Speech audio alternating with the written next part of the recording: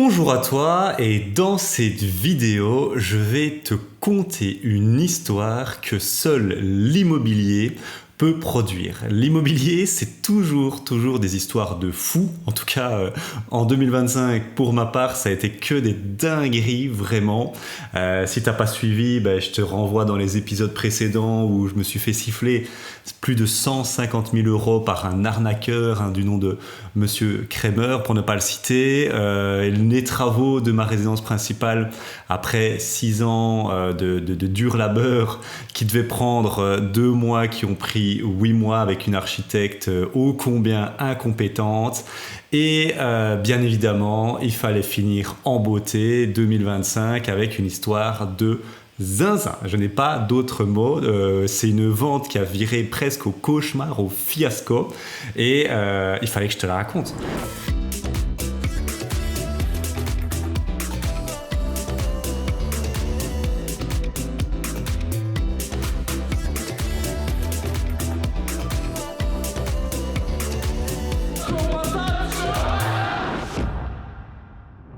Il fallait que je te la raconte parce que il y en a, ils se disent « Ouais, je vois une publicité de Florent Bailly ou d'autres sur Internet, ils réussissent, tout est facile pour eux. » Ah non, pas du tout, mon ami. Et c'est ça le but aussi de ce podcast, c'est de parler sans filtre, c'est de pouvoir balancer les vérités. Et là, tu vas voir que j'en ai chié avec Sandrine, mais pas qu'un peu.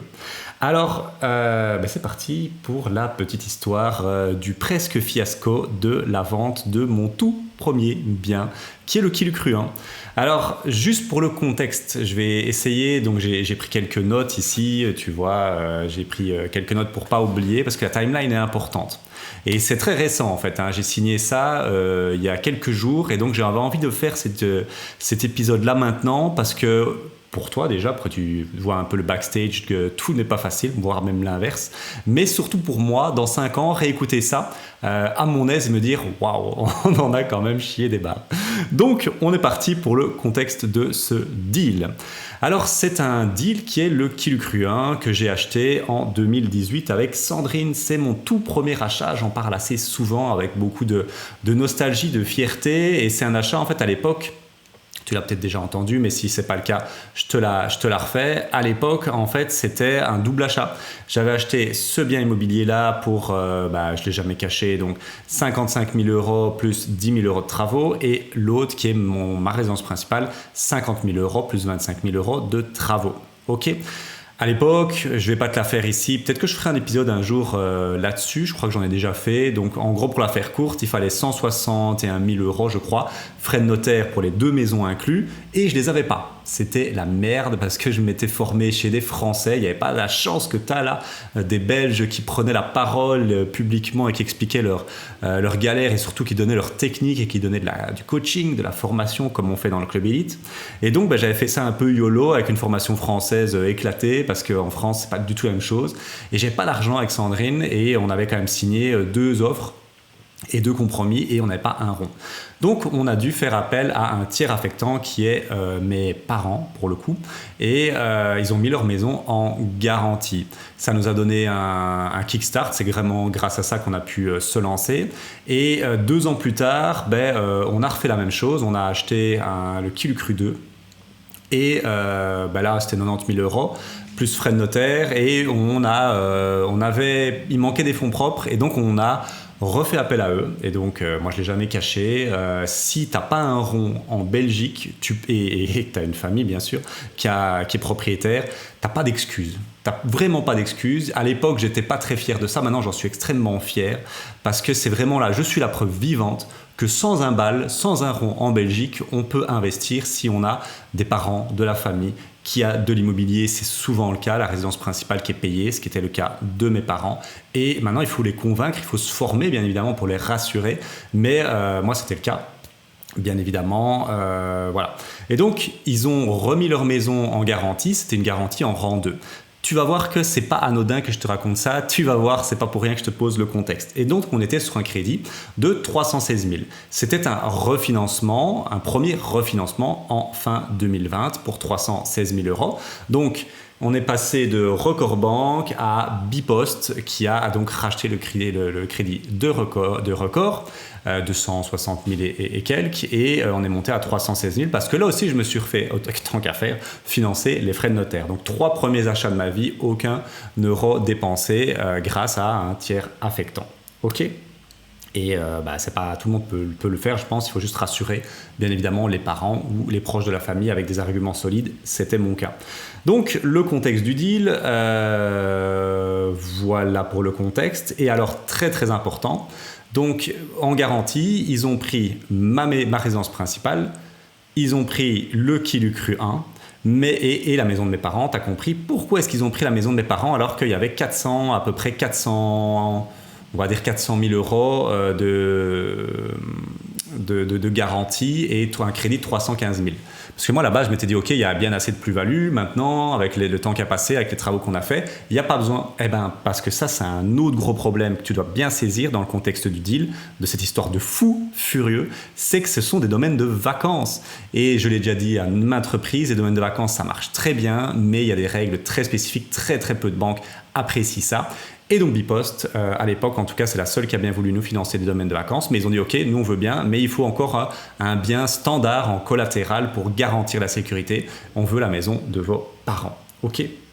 Donc voilà, et donc ils ont pris garantie sur ma résidence principale, le qui l'eût cru 1, la maison de mes parents en second rang bien évidemment, parce qu'il manquait en fait pas grand chose pour les rassurer, mais voilà, si j'avais eu 50 000 en cash, ça passait sur la maison des parents pour info.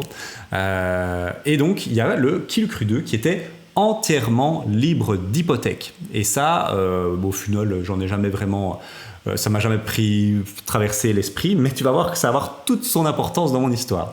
Donc maintenant que le contexte est donné, on va pouvoir partir sur l'histoire. Le contexte est très très important, tu vas comprendre très rapidement pourquoi. Donc on décide de mettre en vente le qui l'eût cru 1 qu'on avait depuis fin 2018, qu'on exploitait donc depuis début 2019 pour la faire courte. Donc ça faisait plus de 6 ans et demi qu'on l'avait. Et alors déjà, je vais sortir l'éléphant de la pièce. Ouais, pourquoi tu vends? Tu veux plus faire de Airbnb? Pas vraiment, mais voilà, vu qu'on est entre nous, entre amis, je vais te donner les raisons de la vente. La première, c'est que j'achète à l'île Maurice. C'est mon rêve. Alors moi, je vais être très clair, je l'ai déjà dit à tout le monde. Je me suis pas lancé dans l'immobilier pour faire du blé, je me suis fait lancer dans l'immobilier pour avoir la liberté financière et surtout la liberté, surtout géographique et temporelle. Et moi, j'ai toujours eu cette vision avec Sandrine. Quand on s'est rencontrés, on s'est dit on veut investir dans l'immobilier pour la simple et bonne raison de pouvoir vivre 6 mois de l'année à l'étranger.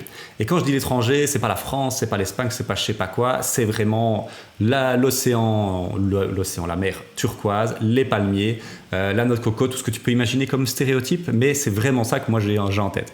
Et donc, j'ai été à l'île Maurice, j'ai eu un coup de cœur, voilà, j'ai déjà raconté, je ne l'ai pas encore raconté, peut-être que je le raconterai un jour, mais les planètes se sont alignées, on a trouvé le deal de fou à 400 000 euros en VFA, donc vente sur plan, à la sortie il en vaudra 650 000, donc c'est un pur bon deal, franchement, même en Belgique, je ne suis pas sûr que j'ai déjà fait des deals aussi bons. Et donc, il y a une partie qui est financée par la banque mauricienne et il faut amener quand même 120 000 euros en cash.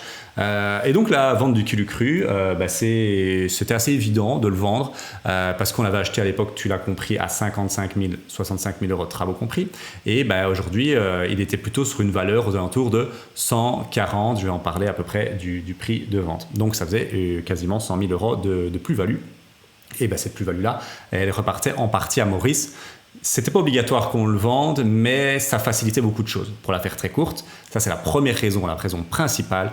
Et la deuxième, ça c'est en toute transparence, en toute honnêteté, je suis dans une saison de ma vie avec Sandrine, on va dire, où la courte durée, on a un peu fait le tour. Et alors, tu t'en doutes, si j'ai créé le club avec Maëri, que j'adore le marketing, j'adore la vente, je suis entrepreneur dans l'âme, et les entrepreneurs, ils s'ennuient vite. Et la courte durée, on a un peu fait le tour. On va garder donc 4 courtes durées. 3 ou 4 courtes durées, et celle-là, vu que ça faisait longtemps et que ça faisait déjà 6 ans et demi quand même, on voulait le vendre celui-là spécifiquement parce qu'il méritait mieux. Et on commençait un peu à plus trop mettre d'énergie dedans, et il fallait quelqu'un qui remette de l'énergie pour lui rendre toute sa splendeur, et donc on s'est dit on va vendre celui-là et pas le 2, parce que le 2 on l'a acheté plus tard, Donc, et puis c'est un autre contexte émotionnel le 2. Et donc on s'est dit, celui-là, c'est celui-là qu'on va vendre. Et donc on était d'accord là-dessus. On veut donc limiter, tu l'as compris. On faisait sortir une courte durée, mais c'est pas grave parce qu'à 10 ans, il y en a une autre qui arrivait et elle était 2 fois plus rentable. Donc il n'y a pas de souci à ce niveau-là, au niveau du cash flow. Et tout était goupillé. Voilà pour le contexte de la vente. Et j'en garde donc dans le domaine en question, j'en garde 2, qui est donc ma résidence principale que j'ai rénovée. Et là, je t'assure, je suis pas prêt de la vendre, celui-là. Et le deuxième, le Kill Cru 2, qui lui, il y a une attache émotionnelle. J'ai déjà expliqué l'histoire du Kill Cru 2, donc on n'est pas prêt de le vendre non plus. Donc, voilà pour le contexte et pourquoi on a vendu. Et donc, forcément, on met en vente le Qui Cru 1. Alors, l'avantage d'être dans le club, c'est que tu as accès à des deals off-market. Et là, je l'ai mis dans le club, bien évidemment, en priorité, dans le club Elite, notre communauté pour les clients payants qui achètent notre coaching entre 5 500 à 6 000 euros. Ça dépend s'ils payent en une fois ou en plusieurs fois. Donc, c'est le coaching qu'on vend depuis 2021, qui n'a jamais bougé de prix, où on accompagne les gens de A à Z à investir dans l'immobilier rentable. Donc, moi, je l'ai mis dans le school du Club Elite. Et voilà, j'ai fait une petite vidéo, j'ai expliqué.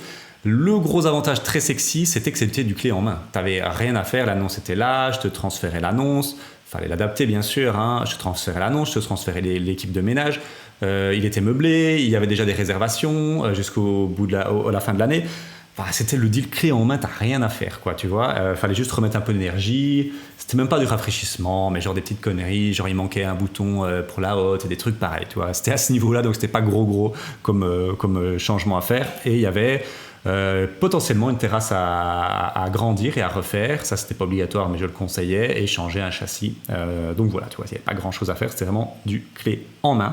Je le mets donc en vente en avril 2025 et directement, je ne pousse pas beaucoup. On a quand même plus de 700 membres ici dans le school.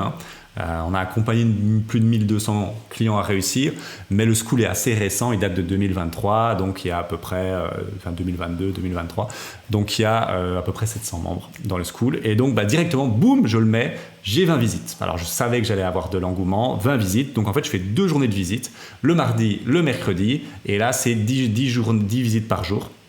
Donc c'est assez intense.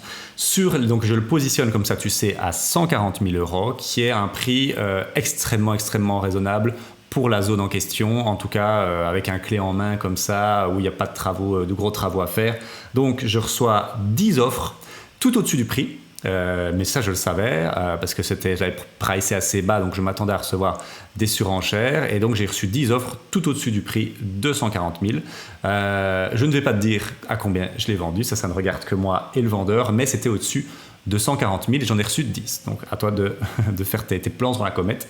Ça, c'est à toi de faire. Donc, on trouve l'acquéreur. Alors, il y avait beaucoup d'acquéreurs. Il y avait des offres plus élevées, mais avec des crédits bancaires. Et il y avait 4-5 sans clause. J'ai décidé de partir sur les 100 clauses volontairement parce que je sais que les domaines de vacances sont difficiles à financer. J'ai quand même de l'expérience. Je l'avais précisé à tout le monde le savait.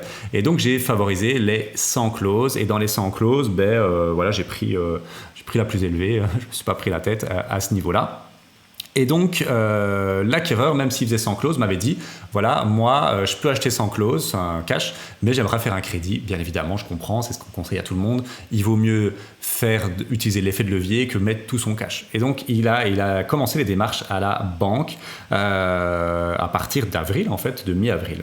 Ok, ça a été assez lent à ce niveau-là, mais en fait, c'est un truc de fou parce que quand je prends l'histoire maintenant rétrospectivement, c'est un truc de fou.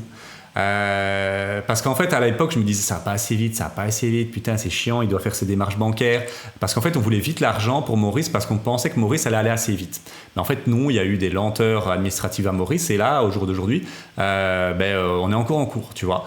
Donc au final il n'y a pas d'hasard dans la vie, ça c'est vraiment un conseil que je te donne, c'est plutôt spirituel ou méta, mais vraiment dans la vie de manière générale et surtout dans l'immobilier, il n'y a jamais d'hasard. Je t'assure, il n'y a jamais d'hasard. Et donc là, en fait, l'acquéreur a été très très lent dans les démarches, pas à cause de lui, à cause de la banque et le fait que c'était un domaine de vacances.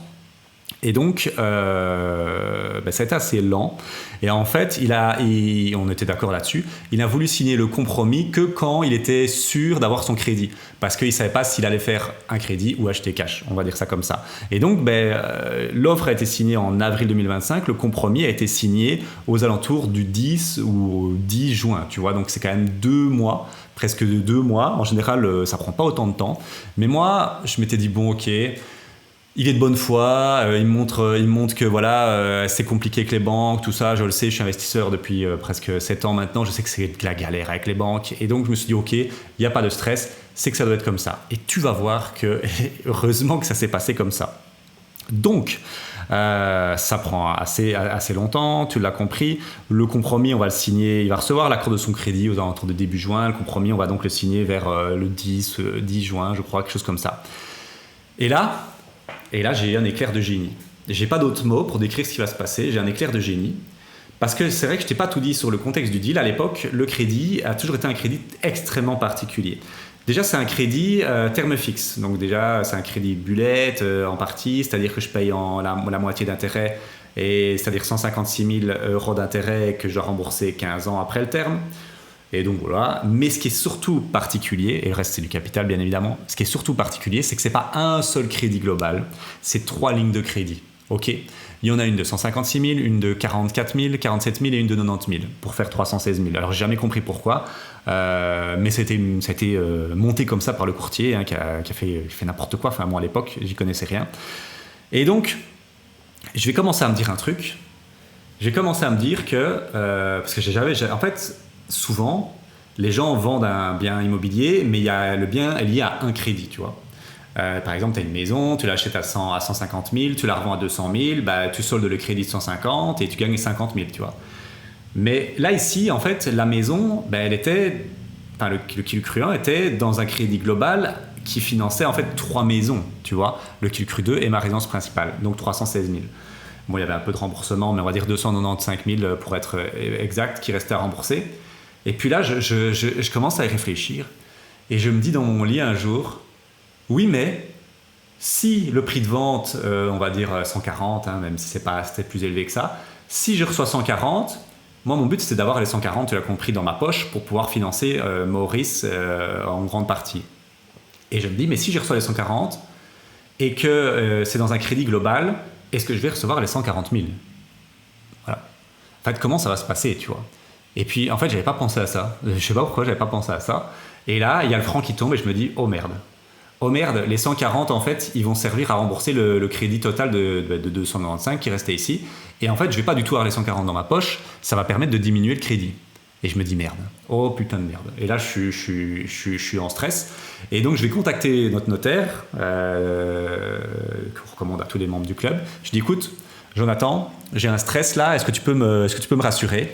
Et elle me dit, écoute Florent, tu as tout à fait raison dans ta démarche. Si la revente, en fait, il y a de grandes chances que ça rembourse le crédit et que tu l'aies pas dans ta poche. Et là, je me dis, oh putain, oh là là. Ça. Et alors là, on était passé d'un très très haut émotionnel, genre ouais, c'est trop cool, on a vendu le Kilcru 1, on va avoir 140 000 plus dans notre poche, on l'a vendu, mais en fait, il va nous servir à rien, on n'aura pas l'argent et on va juste diminuer le crédit, la mensualité de 200 balles. Et alors là, je te dis pas, la montagne russe émotionnelle, on était cassés, on était dégoûtés. Bien évidemment, on était dégoûtés j'étais dégoûté pendant 1 heure, le temps de comprendre ça, et je me suis dit direct, toujours, orienté solution, ok, qu'est-ce qu'on fait maintenant ? Il n'y a pas 10 000 solutions.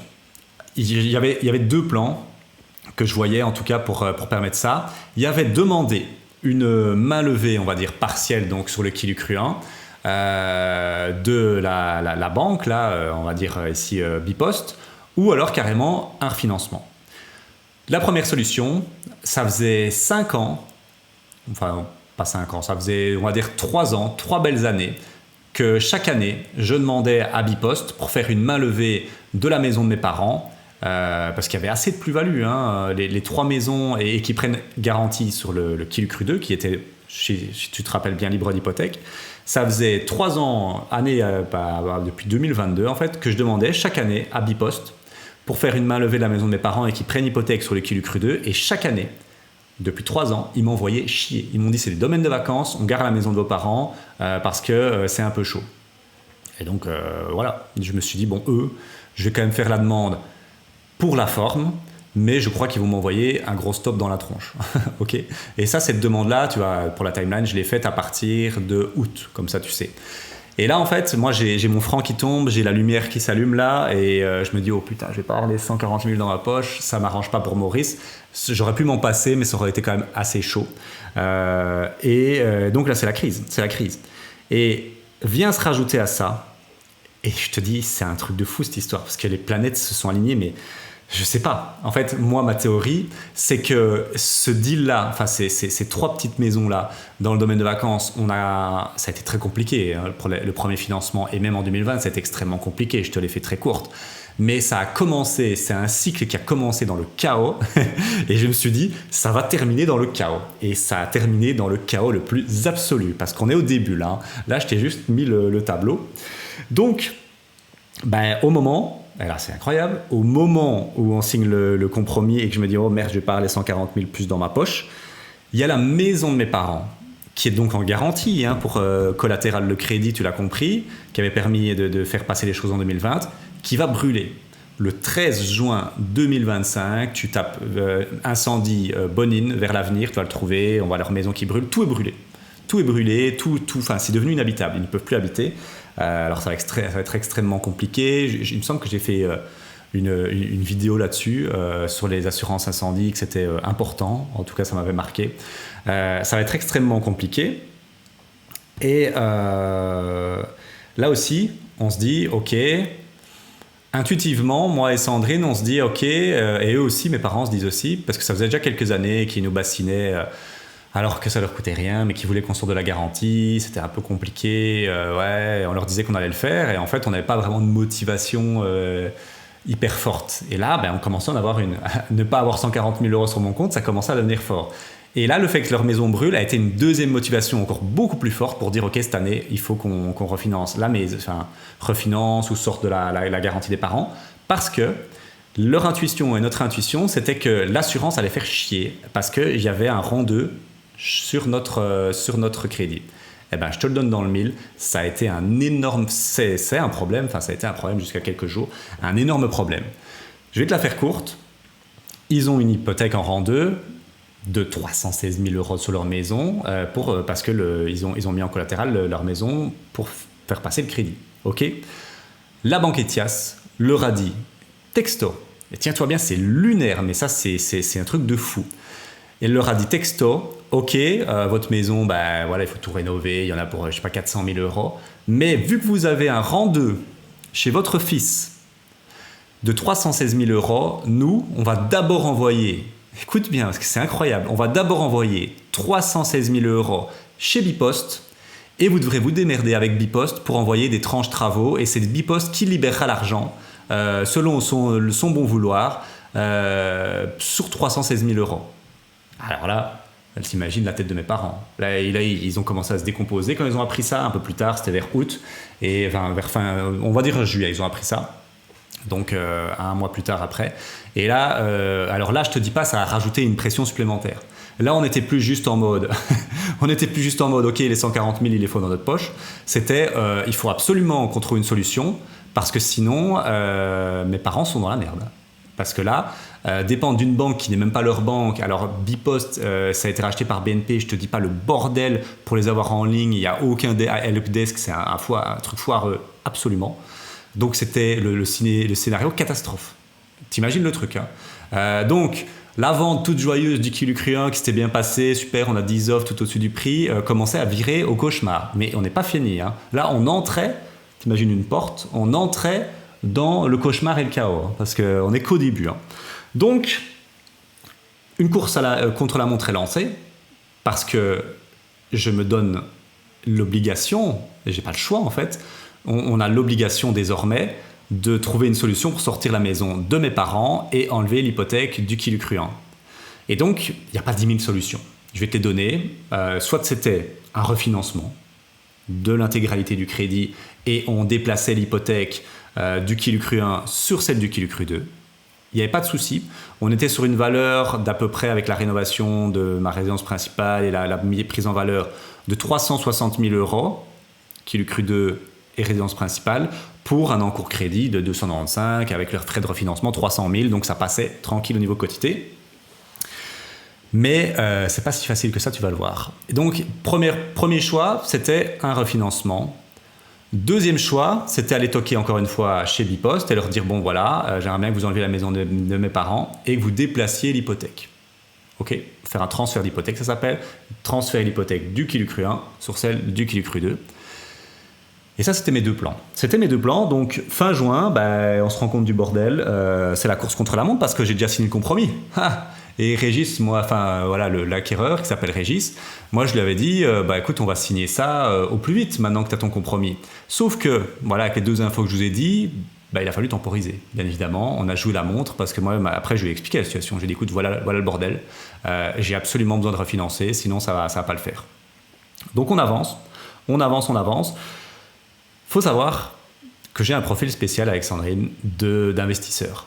On n'est pas employé. On n'est pas employé, ni elle ni moi.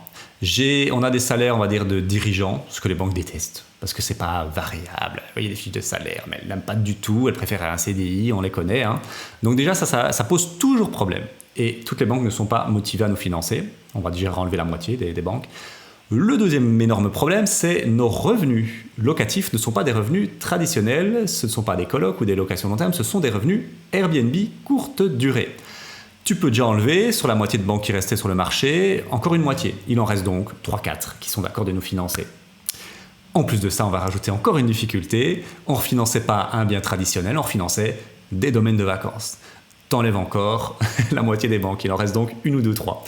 Enfin, on va dire 2-3 qui sont d'accord avec notre profil de financer. Donc, il y avait, pour ne pas les citer, CBC, parfois ça peut le faire. Il y avait Belfius, Crélan et voilà, c'est tout ce que j'avais sous le pipe. Et je vais chez CBC, ils m'envoient à la gare, ils disent domaine de vacances, nous on finance pas, allez ciao. Parfois ça passe pas, ça dépend d'une année à l'autre. Bon, les années précédentes, ils étaient ouverts à ça, là ils étaient plus ouverts. Belfius, qui habituellement était OK avec ça, vont analyser très rapidement le dossier, ça c'est cool, même si c'était les vacances, et vont me dire très rapidement non. Ils vont me dire non, écoutez, c'est pas possible. Et donc il me reste Crélan, où là je lance les démarches. Ok, on est parti, fin juin, je vais recevoir la réponse à peu près début août, mi-août. Et puis bon, je me dis, je vais pas tout miser sur un seul cheval, j'ai assez d'expérience maintenant, là j'ai misé sur 3 chevaux, il y en a déjà 2 qui sont morts. Et je me dis, il faut que j'ouvre encore le champ des possibles. J'ai demandé à Jesse, notre coach, qui est vraiment le coach maintenant référent pour la courte durée. Écoute, avec tous les gens qu'on coach, toi tu sais à peu près... quelle banque pourrait correspondre à mon profil, donc domaine de vacances et courte durée. Il va me dire Beobank. Déjà, je lui dis, écoute, je suis surpris, j'ai sonné à Beobank Dinan. Alors, j'ai même pas sonné, ils m'ont dit, envoyez-moi un mail avec votre profil, et j'ai envoyé un mail disant, j'ai revenu Airbnb, et voilà. Et ils m'ont dit, revenu Airbnb, on prend pas. Ok, bon, Beobank, j'ai fait une croix dessus. Et là, il me dit, mais si, j'ai eu un contact avec Beobank à Ciné, on va leur faire un peu de pub.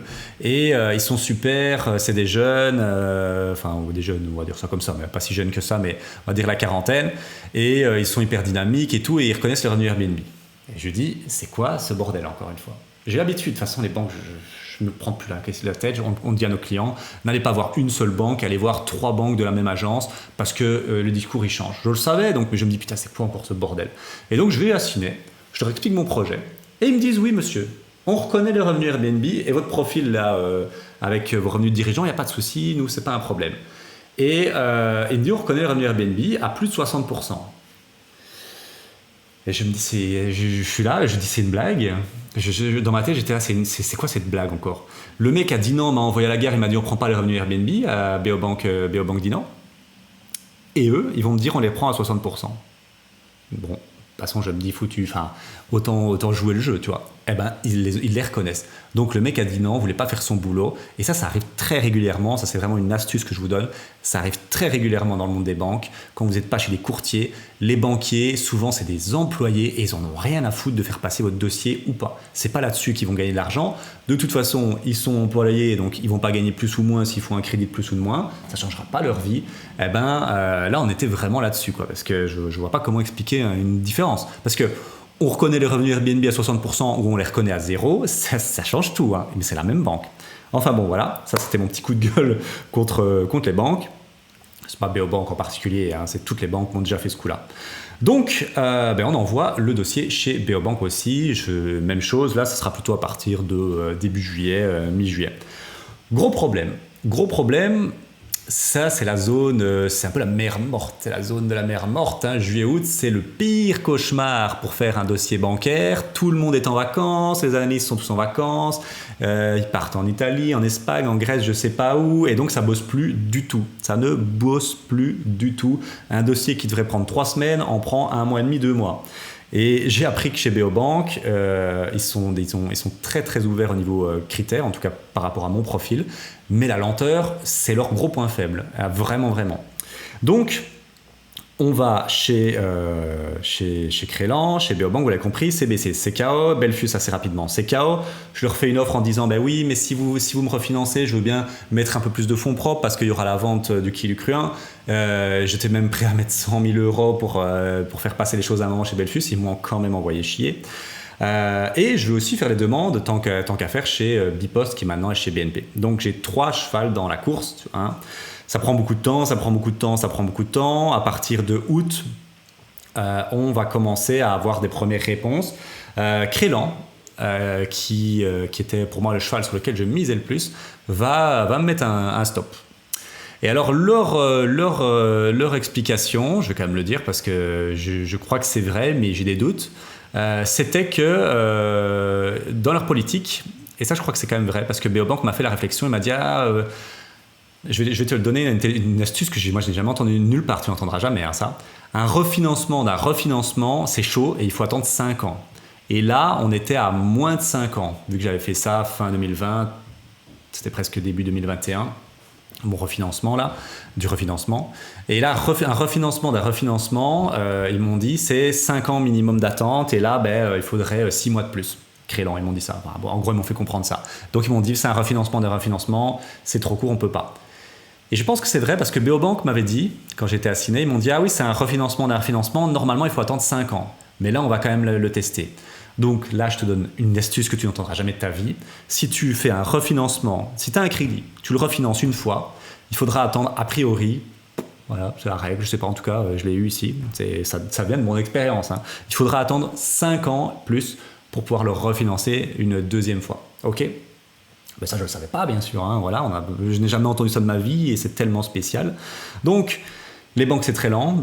Crélan me met un stop, on va dire, mi-août. Là, ça commence à être très, très chaud. Là, je commence à stresser de fou parce que Bipost, eux, ils sont aux fraises, ils sont à une lenteur crasse. Et Beobank, même chose. Ils me disent, oui, on n'a pas de refus, mais on n'a pas d'acceptation. Et alors, je ne te dis pas le stress parce qu'on avait fixé la date le 29 août avec l'acquéreur Régis et moi j'espérais, mais on a dû la décaler. Alors ça, c'est pas un problème. Moi, j'ai décalé des dates depuis mon premier crédit en 2018, j'ai décalé des dates à tire-larigot, mais lui, je crois que c'était sa première, donc déjà, lui aussi était assez stressé. Donc j'ai dû gérer l'acquéreur qui était assez stressé et tu vas voir qu'on n'est qu'au début du stress, mais surtout, le stress numéro 1 venait, je te le donne dans le mille, de mes parents. Parce que mes parents, ils commençaient à stresser méchamment. Les démarches avec les experts et expertises commençaient à porter leurs fruits. Ils allaient avoir un montant, je ne sais plus, c'était 350, 400, 1000 €, mais ils ne voulaient pas continuer les démarches. Donc, ils ont mis les démarches en pause pendant un petit mois, parce qu'ils ne voulaient pas que les 316 000 partent chez Bipost, des inconnus qui sont aux fraises au niveau communication. Et donc, ils me mettaient la pression tous les jours en me disant « Est-ce que c'est bon leur financement ? Est-ce que c'est bon leur financement ?» Et moi, j'étais là, j'en sais rien en fait, je ne sais pas. Donc, j'ai mis la pression sur Beobank à partir de là et Crélan tous les jours. Crélan, mi-août m'a mis un stop, aussi chez Bipost. Mais on commençait dans une zone de turbulence et de stress qui n'était pas très agréable. Tu le vois venir, je suppose, hein, parce que la pression des parents, qui était un enjeu, mais colossal. Mon enjeu à moi, de pouvoir avoir les 140 000 plus dans ma poche, même chose. Et c'est rajouté à ça un enjeu que je n'avais pas vu venir. C'était qu'à un moment, j'avais fait plusieurs plans. Le plan idéal, c'était on refinance on transfère l'hypothèque donc sur le Kili Cru 2, j'ai les 140 000 plus dans ma poche, la maison des parents est finie, ok, ça c'était le plan idéal. Ça c'est un conseil aussi que je te donne, toujours dans l'immobilier, faire au moins 3 plans, plan A, B, C, toujours. Et là, j'avais fait 3 plans, bien évidemment. Je m'étais dit, je suis plus naïf, hein, je suis très optimiste de nature, hein, et c'est pour ça que j'ai réussi, je pense, dans l'immobilier et l'entrepreneuriat. Si t'es pas optimiste, tu fais rien. Mais l'expérience m'a fait apprendre que l'optimisme, c'est bien beau, mais il y a la réalité aussi des choses. Et donc maintenant, je fais toujours 3 plans. Et je te conseille de faire toujours 3 plans. Le plan idéal, le plan moyen, le pire plan. Donc je m'étais dit, vu le stop de CBC de Belfius, à partir de juillet, j'avais déjà envisagé 3 plans. Et donc mon premier plan, c'était le refinancement, ou la levée partielle sur la maison des parents de Bipost et le transfert d'hypothèque. Ça, c'était le premier plan. Le deuxième plan, c'était de dire, ok, j'ai perdu, j'avoue ma défaite, et je vais rembourser le crédit de 295 000 avec les 140 000. Il restera à peu près 150 000. Et à partir de là, je vais demander à Bipost de faire une main levée de la maison de mes parents, et il y aura largement le nécessaire. Donc là, c'était le plan qui faisait mal, mais bon, s'il fallait, il fallait, parce qu'en fait, les 140 000 sont devenus accessoires. Ce qui était devenu principal comme priorité, c'était l'ETIAS, c'est la maison de mes parents avec l'incendie. Tu t'en doutes. C'est dans la liste des priorités. À un moment, le financier est passé bien en dessous de ce truc-là. Parce que là, c'était vraiment déjà un incendie total de sa maison sinistrée, c'est quelque chose. Mais alors là, si en plus ils étaient en galère avec ça, les travaux, t'imagines, c'était un événement de vie catastrophique. Plus, quoi. Et donc ça c'était le plan B, bon, qui n'était pas idéal, et puis il y avait le plan C, qui était vraiment le plan de la dernière chance. C'était ok, on rembourse, si Bipost ne voulait pas encore faire la main levée, c'était on rembourse les 140 000 €, on arrive à peu près à 150 000, et notre société, avec Sandrine, va racheter notre résidence principale et la mettre comme bureau. Donc ça, c'était le plan C, le moins avantageux, parce que j'allais devoir payer des frais de notaire. J'avais perdu à peu près 30 000 € dans l'équation. En plus de ne pas gagner les 140 000. Enfin, là, c'était le pire plan. Mais on était prêt. On était prêt à ça parce que il fallait ce qu'il fallait. Mais bon, voilà, là, c'était des questions de vie ou de mort presque. Donc, il fallait des plans du plus avantageux au moins avantageux. Et en fait, j'ai appris un truc de fou, parce que ça, je voulais le dire aussi. Mon plan B, mon plan C, en fait, dans ma petite tête, il marchait pas. Je vais te le dire. Parce que Bipost nous a dit, écoutez, nous, on n'est pas d'accord que vous vendiez, et ça je n'en reviens pas. Donc ça, c'est vraiment aussi un énorme truc. Bipost ne voulait pas qu'on vende le Kilcru 1, et donc de faire de main levée partielle. Donc le plan B et C n'était pas possible. Ils ne voulaient pas qu'on prenne l'argent du Kilcru 1 pour le rembourser. Ils nous ont dit, tant que vous n'avez pas fait les démarches là qu'on est en train d'analyser, parce qu'ils étaient en train d'analyser comme un dossier bancaire avec votre profil de remboursement et tout ça, tant qu'on n'a pas donné notre feu vert, on ne vous donne pas l'accord pour vendre le Kilcru 1. Alors là, mon ami, je suis tombé de ma chaise. Je me suis dit, c'est quoi cette blague ? Ils ne voulaient pas faire de main levée partielle du Kilcru 1, qui aurait permis en fait, la main levée partielle était obligatoire, parce qu'en fait, il faut qu'ils enlèvent leur main levée pour que l'acquéreur Régis, avec son crédit, vienne mettre une hypothèque. Ils ne voulaient pas faire la main levée. Donc, s'ils ne donnent pas leur accord, Régis ne pouvait pas acheter. Et donc là, ça a rajouté encore un truc de fou. Parce que mon plan B et mon plan C, surtout, qui était de financer les 160 000 restants, qui était on rembourse et puis on se démerde et on rachète la résidence principale avec le montant qui manque, n'était pas possible. Okay. Donc en fait le plan B ne tenait plus la route, c'est-à-dire que on rembourse avec l'argent et on demande à Bipost de faire une main levée sur ma résidence principale, n'était plus possible, et la maison de mes parents. Et donc là, le plan C, en fait, s'est transformé en plan B+. Et en fait, le plan B+, c'était de demander à la banque, avec la société, de racheter la partie du crédit. Et donc, on aurait soldé d'un seul coup, bien évidemment, l'hypothèque du Kilcru 1, et aussi l'hypothèque de ma résidence principale. Donc c'est assez fou de se dire que j'étais pas maître de mon destin en fait. Donc voilà, ça je voulais te le dire aussi parce que ça a rajouté un bordel supplémentaire. En fait, le seul plan qui était possible, c'était le plan A, c'est-à-dire que tout se passe comme prévu, que Beobank refinance ou que Bipost lève l'hypothèque machin, ou le plan B+, maintenant, qui était en gros que je rachète avec ma société ma résidence principale, j'y perdais 20-30 000 euros, et voilà. Parce que j'ai le mail de Bipost qui me dit il n'y aura pas de main levée partielle, soit vous remboursez tout, soit il n'y a rien. Alors là, j'ai commencé à stresser. Là. J'ai reçu ça à partir de mi-août. Je me suis dit, oh putain, ça va pas le faire du tout.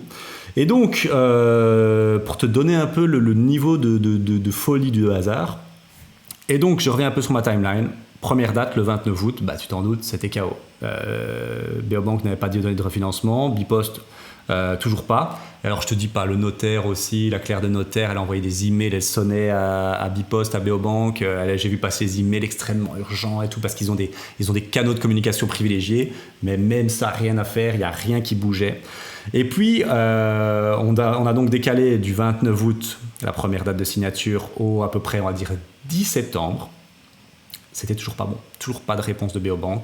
Beobank, il leur a fallu plus de 2 mois et demi pour me donner l'accord officiel. Mais bon voilà, tu l'as compris, c'est eux qui m'ont donné un accord. Même chose pour Stater. Stater, à partir de Stater qui est en fait Bipost, je fais la demande à partir de août. Il leur a fallu 1 mois et demi, voire 2 mois pour me donner un accord aussi. Donc le 10 septembre, c'est mort. Et puis là, donc on décale encore. On décale du 10 septembre au 24 septembre. Ça commence à devenir compliqué le 24 septembre parce que, tiens-toi bien, c'est la date limite d'expiration du crédit de mon acquéreur. Voilà. Donc, si on dépasse cette date-là, son crédit n'est plus valide et donc c'est la merde. Mais bon, voilà. Et donc, à partir, je crois que c'était le 10, on va dire le 15 septembre, il y a Beobank qui va me sonner. Il faut savoir que Beobank, c'est très particulier. Ils ont un volet particulier, privé, on va dire, et un volet professionnel. Et donc, il a fallu que le volet professionnel analyse mon côté professionnel, parce que j'ai des dividendes, je te dis, j'ai un profil complexe, et un profil privé qui a analysé mon privé avec les revenus locatifs, Airbnb, tout ça. Et là, la personne du département professionnel, je me rappelle, c'est un jeudi matin, je ne l'oublierai jamais, tellement le roller coaster émotionnel était ouf. Elle me sonne, donc on est le 15 septembre, je vais signer le 24. Elle me sonne, et mes parents me mettent la pression.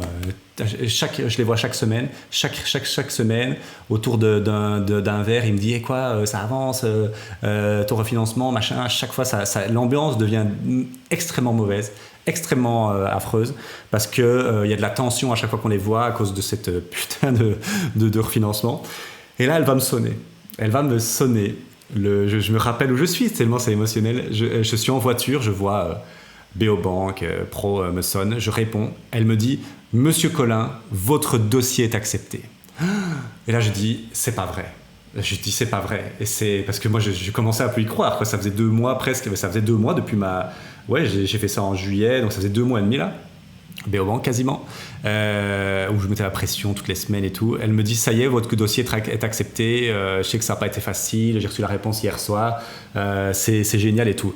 Je sonne à Sandrine, je dis Sandrine, ça y est, on est libre, le bordel est ok, le plan A, le meilleur plan est bon, trop cool et tout, c'est la joie et tout.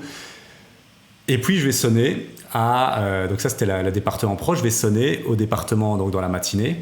Parce que je me dis, c'était pas elle qui faisait les conventions de crédit, c'était la banque à signer. Elle me sonne pas, la banque à signer. Je me dis, c'est quand même bizarre. Elle me sonne, elle est à 8h30, me dit 9h, 9h30, 10h, 11h, 11h30. Et à 11h30, enfin 11h, on va dire à midi, je lui sonne. Je dis, voilà, j'ai reçu un appel de Madame X, comme quoi le crédit est accepté. Est-ce que vous avez reçu la réponse? Et puis il me dit, écoutez, j'ai toujours rien reçu. Je vais questionner le siège. Et là, alors là, je me rappelle encore. Là, je me dis, mon intuition me dit, ça va pas. Il y a un truc qui va pas, c'est pas normal du tout qu'elle ait la réponse et pas lui. Alors que lui était plus le référent principal, tu vois. Et on va aller au resto avec Sandrine, on va fêter ça, on est heureux, on boit le champagne. Et puis toujours pas de réponse le jeudi après-midi. Moi, je me dis, c'est bizarre. Et puis le vendredi matin, je vais lui ressonner et là c'est le drame. C'est le drame, c'est un truc de fou. C'est un sketch. Il va me dire, elle s'est trompée de dossier. On n'a toujours pas reçu la réponse pour votre dossier en fait. Elle s'est trompée de dossier, c'est pas votre accord qui était accepté. Alors là, mon ami, tu n'imagines pas l'ascenseur émotionnel. Là, on était au plus bas. Genre, je sonne à Sandrine, je dis, tu vas pas le croire, ils se sont trompés. Et je dis, putain, truc de fou. On se dit, c'est pas possible. Comment c'est possible ce truc? On était soulagés, on s'est dit, on est libre de la garantie de mes parents, on va avoir les 140 000, tout le monde est content. On n'a pas le truc. Je me dis, c'est de la folie. Et donc là, je vais être honnête, la journée du vendredi, j'étais au bout du rouleau. Fallait rien me demander, quoi. Je broyais du noir, pourtant je suis quelqu'un de très optimiste, mais là je broyais du noir et j'étais au plus bas, quoi. Franchement, il m'a fallu un jour pour me remettre de ça. Et donc on continue, quoi. On continue dans le bordel. Et on n'a toujours pas de réponse, donc on va dire le 15 septembre, toujours pas de... Enfin, pas le 15, on va dire le 12, 13 septembre, toujours pas de réponse. Ok, fausse joie de fou. Et là, on est au 24 septembre, date limite. Toujours pas de réponse. Et donc, on se remet en selle, on continue. Il y a toujours l'espoir que Beobank nous dise oui. Et là, il y a aussi Stater, Stater qui est Bipost en fait, qui va commencer à se réveiller, nous demander des documents. Et donc, en urgence, le 11 septembre, ils vont nous demander une expertise. Alors qu'une expertise avait déjà été faite pour leur financement. Ils vont nous demander une expertise, property value, chez n'importe quoi, uniquement valide par BNP Paribas. On l'a fait, la femme confirme les expertises. Et donc, eux aussi commencent à se réveiller, mais genre dans le début septembre, mi-septembre. Et toujours pas de réponse.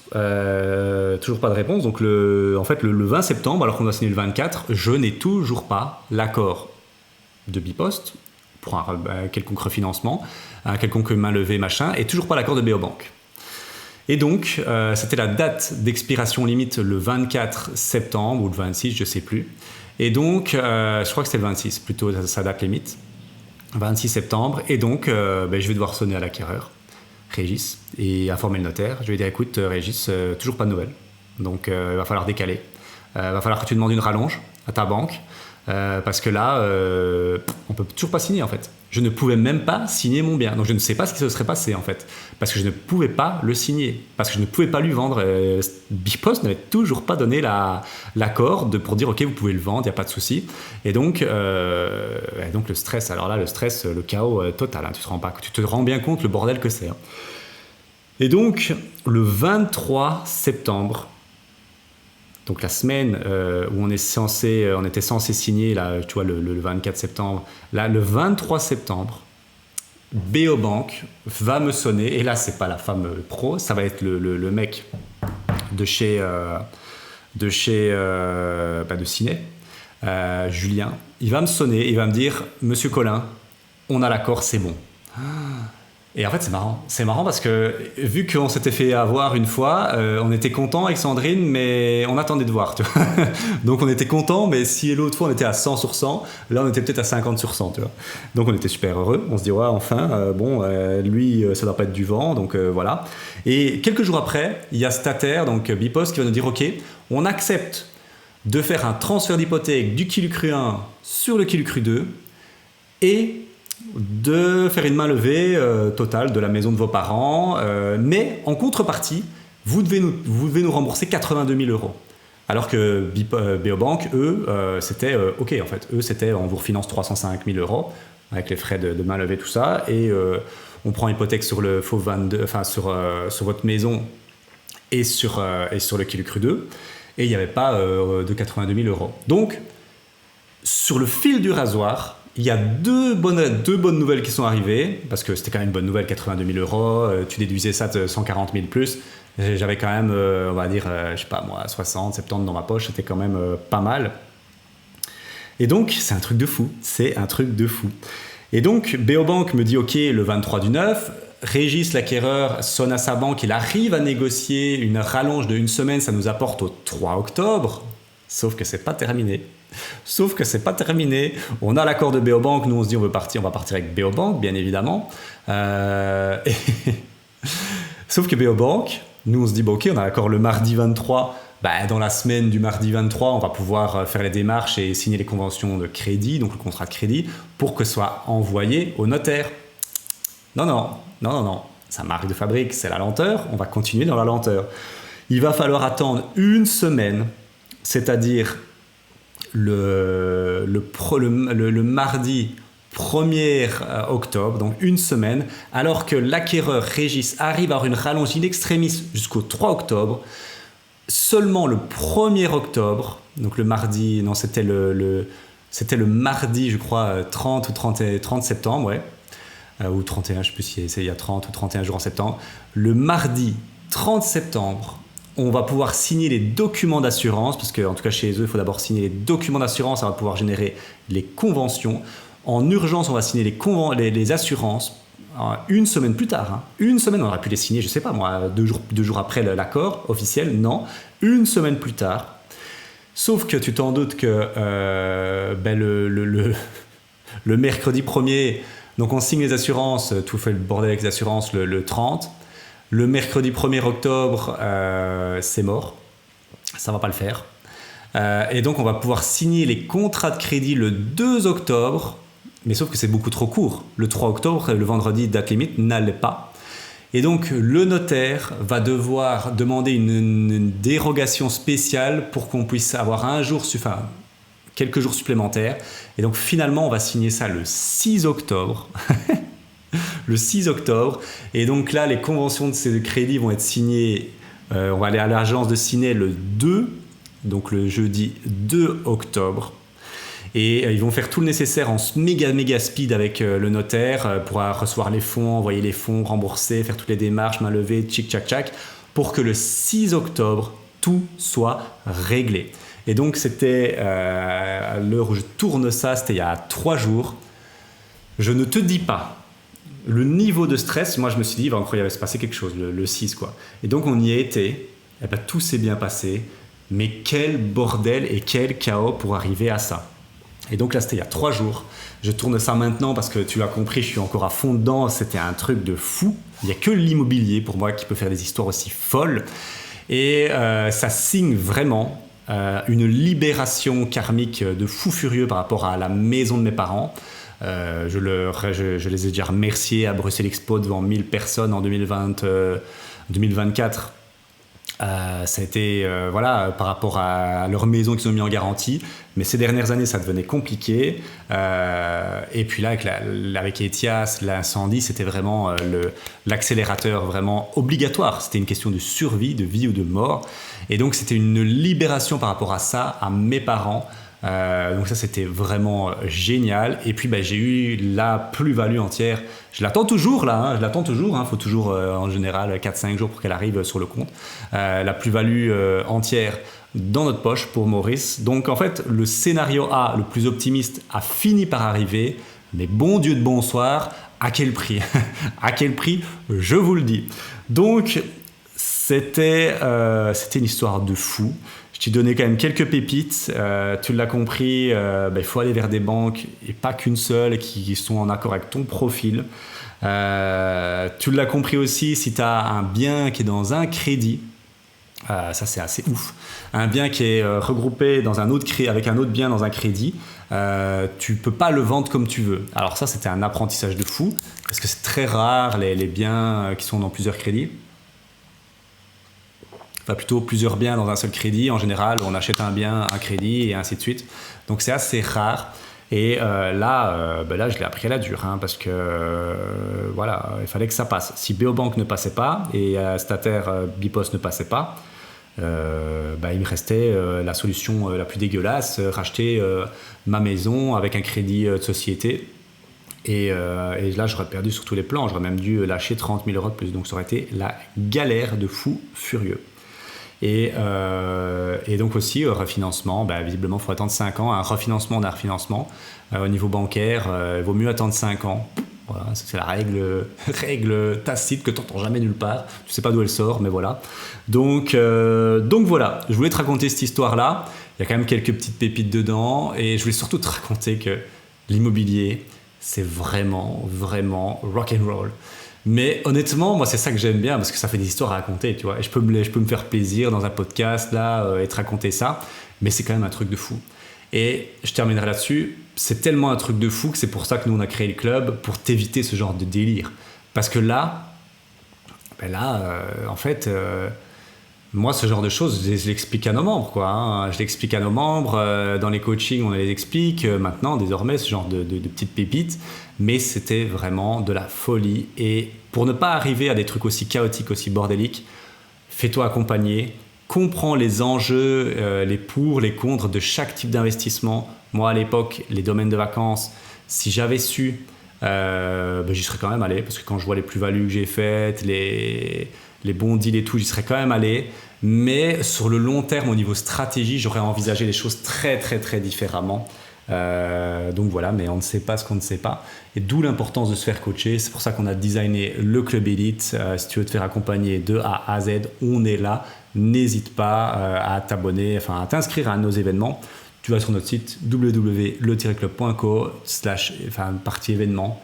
Et tu verras, on fait souvent des événements en présentiel. Tu viens nous voir et si ça te parle, notre méthodologie, comment on bosse, on pourra t'accompagner en tout cas.